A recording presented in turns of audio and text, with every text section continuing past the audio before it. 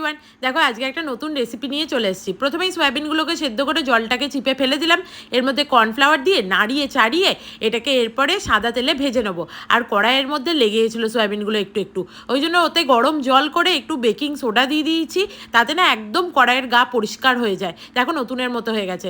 এরপরে এর মধ্যে সাদা তেল দিয়ে দিলাম, আর রসুনগুলো কুচি করে রেখেছিলাম ওগুলোও দিয়ে দিলাম। রসুনের একটু গন্ধ এলে এই যে পেঁয়াজ আর ক্যাপসিকামগুলোকে কুচিয়ে রেখেছিলাম এগুলোও দিয়ে দিয়েছি। একটু বড় বড় করে কুচিয়েছি যাতে মুখে পড়ে, খুব বেশি ভাজবো না, তাহলে টেস্টটা নষ্ট হয়ে যায়। তারপরে দেখো সয়া সস দিয়ে দিলাম, চিলি সস, টমেটো সস আর ভিনিগারও দিয়ে দিলাম। আর নুন চিনিটা না তোমরা একটু আন্দাজ মতো দিয়ে দিও। এরপরে একটুখানি সয়া সসের বোতলে জল নিয়ে ঝাঁকিয়ে দিয়ে দিলাম। মধ্যবিত্ত মানুষ, কিছুই ফেলি না আমরা। তারপরে কাঁচা লঙ্কাগুলো ওপর থেকে ছড়িয়ে দিয়ে দিয়েছি। এরপরে ফুটে গেলে আগে থাকতে ভেজে রাখা সয়া চাংসগুলো এর মধ্যে দিয়ে দিলাম। আহা কি দারুণ যে খেতে হয়েছিল কি বলবো। একটু গরম গরম পরোটার সাথে সার্ভ করো। চলো, লাভ ইউ, বাই।